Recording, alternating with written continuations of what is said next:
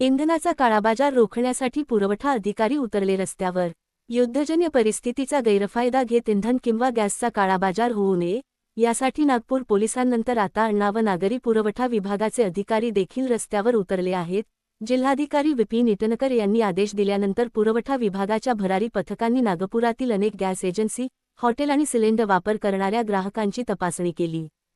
सारखं करा ना थोडंसं आता सध्याची परिस्थिती पाहता आपल्या इथे सध्या गॅस आपल्या तक्रारी प्राप्त होतात।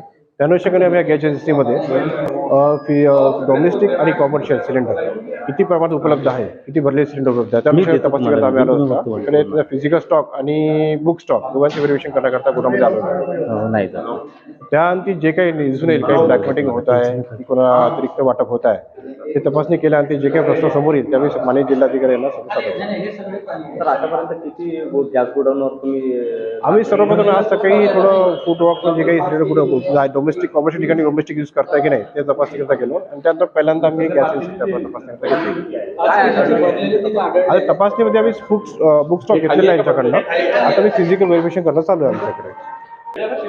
शहरामध्ये पॅनिक परिस्थिती तयार होत आहे काय संदेश द्याल नागरिकांना?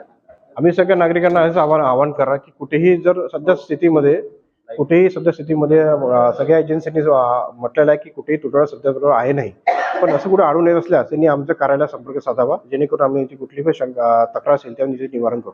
कुठे काही होत आहे का काळाबाजारी वगैरे? आता सध्या अशा प्रकारची आम्हाला कुठे तक्रार तर प्राप्त नाही आहे, पण तरी आम्ही सगळी चौकशी करणं चालू आहे याच्याबद्दल।